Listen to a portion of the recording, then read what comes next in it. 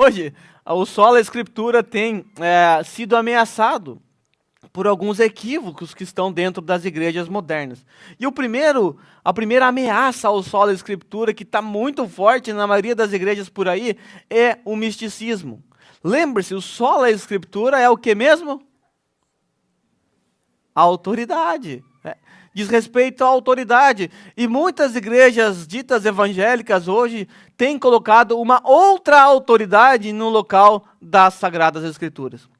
E o misticismo, ele ocupa um local, um papel fundamental na maioria das igrejas ditas evangélicas. Por exemplo, você vai em uma igreja, as pessoas são guiadas pelo quê? Pelo revelamento de algum irmão, pela visão de outro irmão, pela profetada da profetisa não sei das quantas, e as pessoas são guiadas por esses absurdos.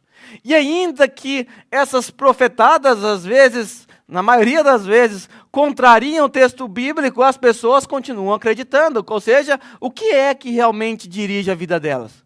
Elas são guiadas pelo que a Bíblia diz?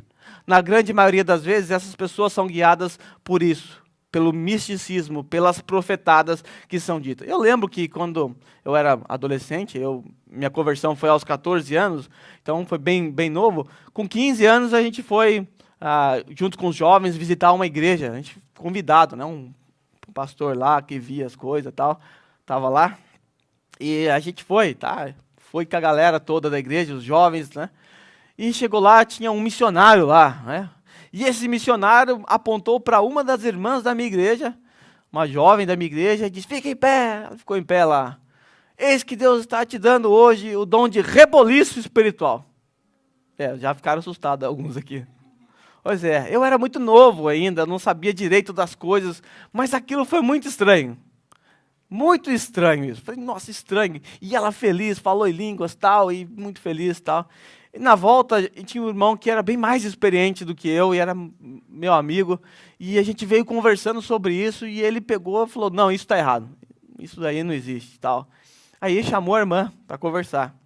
E eu ali acompanhando tudo, a conversa, eu sabia que estava errado, mas eu não tinha muito conteúdo para explicar o porquê estava errado. Aí o irmão disse: olha, irmã, isso que você viu lá, né, isso daí não está na Bíblia. Não existe esse dom de reboliço espiritual na Bíblia, irmã. Como é que você, né, gostaria de explicar para a irmã isso, né? O rapaz lá se equivocou. Sabe o que ela disse?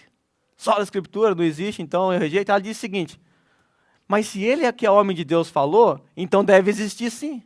Ou seja, não importa se a Bíblia diz o contrário daquilo. E até se você procurar a palavra reboliço no dicionário, você vai ficar assim, assustado e tentando imaginar o que seria dom de reboliço espiritual. Até hoje eu não consegui definir esse trem aí, eu falar trem para ajudar os mineiros. Até hoje eu não consegui definir o que significa isso. Mas o misticismo é uma praga dentro da grande parte das igrejas ditas evangélicas. Por quê? Porque ela coloca uma outra autoridade sobre a igreja. Aquilo que é dito pelo profeta, mesmo que contraria a Bíblia, é verdade. Opa, ele é homem de Deus, o que é isso? Então as pessoas guiam as suas vidas, suas decisões. Eis que eu te digo, você vai casar com aquele. E as pessoas casam depois, quebram a cara simplesmente por obedecer a esses falsos profetas. Então o misticismo é uma ameaça, ele tenta usurpar o sola escritura. E nós temos uma outra ameaça ao sola escritura: as experiências pessoais. Meus irmãos, as experiências pessoais, elas ocupam quase que o primeiro lugar assim, do ranking, está na disputa com o misticismo, na questão de usurpar a autoridade sobre a igreja, tirar a autoridade da Bíblia. Muitas pessoas hoje, elas se guiam pelas suas experiências pessoais. E as pessoas às vezes sobem aos púlpitos e elas expõem as suas experiências pessoais e faz com que aquelas experiências se tornem a regra que normatiza a vida dos outros irmãos. Nós não podemos fazer isso. Eu já contei essa história, alguns conhecem, vou contar de novo. Quando eu cheguei aqui em Randa, quando eu vim de Ramamatos para cá, procurando uma igreja evangélica, eu encontrei uma igreja evangélica. E comecei a ir ali, naquela igreja. E quando eu cheguei ali, as pessoas me perguntavam: você veio daquela igreja do pastor X aí? Não vim. E eu percebi que várias pessoas perguntavam a mesma coisa: irmão, você veio da igreja do pastor fulano de tal, X? Não. Aí teve um evento na sede, fui lá conhecer a sede, Cheguei lá na sede, a mesma coisa. Várias pessoas perguntando, você é da igreja do pastor fulano de tal? Eu pensei, nossa, deve ter alguém muito parecido comigo lá, né? É difícil ter alguém bonito assim e tal, mas às vezes acontece, né? Aí eu falei, nossa, deve ter alguém muito parecido comigo. Aí eu fui descobrir a real razão dessas questões, dessas perguntas. Naquela igreja havia uma irmã, e essa irmã estava assistindo lá o Globo Repórter, esses programas que passam no Brasil, de sexta-feira à noite. E ela estava assistindo aquilo lá, e a reportagem era sobre o baixo espiritismo. E nesse baixo espiritismo estava falando a respeito de alguns rituais de aceitação, batismo e tal. E um dos rituais de aceitação do baixo espiritismo era fazer a cabeça. Fazer a cabeça era você, né, raspar toda a cabeça. E a irmã lá tal, assistindo o programa de TV, todo legal, e vendo isso, presta atenção, diz ela, que Deus disse o seguinte, você teria coragem de fazer a cabeça por mim? E a irmã foi lá e fez a cabeça, ficou carequinha, né? Não fica bem para todos, tá? E ela raspou a cabeça. Tá ok, uma experiência para lá de bizarra, muito sinistra, muito feia, horrível, não deveria, né, acontecer, mas ok, se ela guardasse aquilo para ela, só ela ficasse careca, tá beleza. Mas o que essa irmã faz?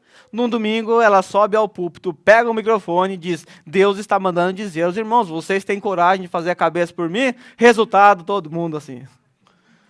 Aí alguns irmãos acordaram para a realidade e começaram a procurar outras igrejas, e eu cheguei procurando outra igreja, por isso as pessoas perguntavam se eu era daquela igreja. Mas percebe, irmãos? Aqueles irmãos rasparam a cabeça porque a Bíblia mandou eles rasparem a cabeça? Não. Porque alguém teve uma experiência pessoal, subiu no púlpito e fez com que essa experiência pessoal se tornasse a regra que normatizasse a vida daqueles irmãos. Todo mundo careca. Né? O irmão veio de lá. Mas ainda uma outra ameaça que usurpa o trono do sola escritura, e é o pragmatismo. Né? É uma praga o pragmatismo. Né?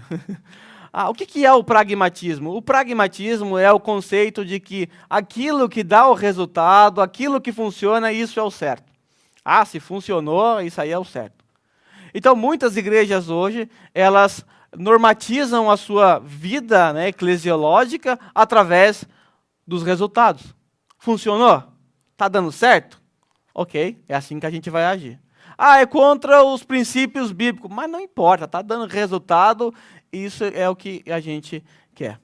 Então, a maioria das igrejas hoje, elas criam o seu sistema, né, a sua agenda, ela cria os seus eventos a partir do conceito pragmático, procurando resultados e não procurando obedecer ao que a Bíblia diz.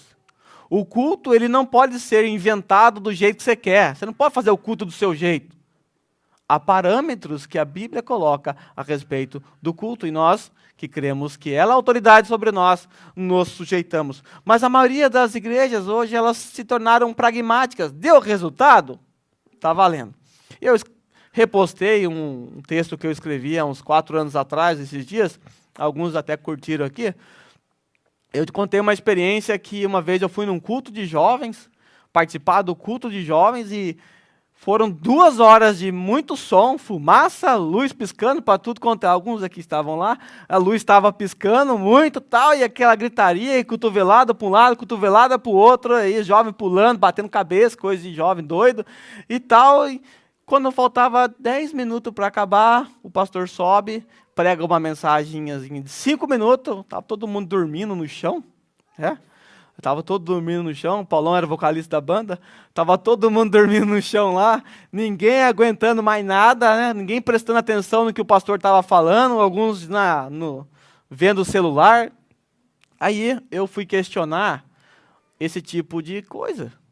Eu fui perguntar para o pastor, como assim, os jovens passam 2 horas pulando igual uns retardados aqui, igual uns doidos, batendo a cabeça, gritando, e aí depois o senhor vem com 5 minutos? E tá bom? Né? Como assim? Sabe qual foi a resposta? Meu irmão, o mundo oferece essas atrações. Se nós não produzirmos aqui na igreja, esses jovens, eles vão procurar lá fora. Então é melhor que tenha essas atrações aqui dentro. E aliás, jovem não gosta muito de sermão. Então 5 minutos tá bom. Foi essa a resposta que eu ouvi. O que um jovem precisa ter para se afastar do pecado? O que um jovem precisa ter para se afastar desse mundo que oferece essas atrações? Precisa esconder essa palavra no coração para não pecar contra Deus. É uma visão pragmática, se guiando pelos resultados. Vai dar resultado para o jovem? Não vai dar coisa nenhuma. Esses jovens nem estão mais lá. Já se passaram quase 10 anos, a maioria já nem estão mais lá. Por quê? Porque é uma fé que foi calcada sobre eventos, sobre balada. E se você quer saber, se você gosta de uma balada, a balada no mundo deve certamente ser mais legal. Não sei porque eu não fui, mas deve ser certamente mais legal que uma balada gospel. Deve ser mais legal. E os jovens, com certeza, vão procurar mais para frente outro tipo de evento. Ainda há uma outra ameaça quanto ao sola escritura. E essa ameaça é o tradicionalismo. Muitas pessoas, como eu disse, aqui a tradição ela não é ruim em si. Ela é importante. A tradição nos ajuda. Mas muitas igrejas criam tradições que estão contrárias aos parâmetros da Bíblia. Quando a tradição não se enquadra naquilo que a Bíblia diz, meus irmãos, nós devemos rejeitar. E a igreja evangélica, ela é considerada por ser uma igreja que cria, inventa tradições. Eu sou de uma época em que algumas igrejas, as mulheres não podiam nem cortar o pelo do sovaco. Imagina King Kong, né? As mulheres não podiam raspar as pernas, as mulheres não podiam usar certos tipos de roupa, os homens também não, jogar bola é pecado. Então eu sou de um tempo em que tradições e mais tradições foram criadas por pseudos pastores e a igreja acaba sendo conduzida por essas tradições. Algumas igrejas em que você não pode nem bater palma na hora do louvor, né? Eu disse aquele dia que até você coloca 2 campainhas na porta da igreja para ter certeza que nem o carteiro vai bater palma, né? Então ele tem 2 opções ali. São tradições que os homens criam, colocam acima das Sagradas Escrituras. Então quando a tradição, ela extrapolar os limites da interpretação bíblica, os limites da verdade das Sagradas Escrituras, quando a tradição assim o fizer, você tem que rejeitar a tradição. Então por que fazemos o que fazemos? Por que homem não pode ter barba comprida? Por quê? Por que mulher não pode usar certo tipo de roupa? Nós precisamos questionar, será que é princípio bíblico? Será que são ordenanças do Senhor? Ou será que são meras tradições impostas por homens? E que se for uma tradição imposta por homens e as pessoas estiverem se sujeitando a isso, saiba, a autoridade nesse caso é a tradição. E por último nós temos ainda a última ameaça aqui, certamente tem mais ameaças, não são só essas, mas o moralismo. O que é o moralismo? A maioria das mensagens pregadas nos púlpitos das igrejas hoje são meramente moralistas. O que é isso? O moralismo é a ideia de tentar tratar a moral da pessoa, simplesmente a sua parte estética, a sua parte de fora. O moralismo ele não consegue tratar a parte interna. O moralismo ele se preocupa com a aparência. Então, nesse sentido, algumas igrejas são guiadas o quê? Pela sua aparência, pela boa moral. Mensagens moralistas dizem, não façam tal coisa porque é feio. Um pai moralista diz ao seu filho, filho, não responda para sua mãe porque é feio. Isso é uma mensagem moralista que você está dando ao seu filho. Quando, na verdade, o certo é, não faça isso porque é pecado. A maioria das igrejas ditas evangélicas hoje, nos seus púlpitos, a mensagem pregada é, não faça assim, não faça aquilo outro. Mas qual é a razão disso? Apenas apresentar uma moral boa.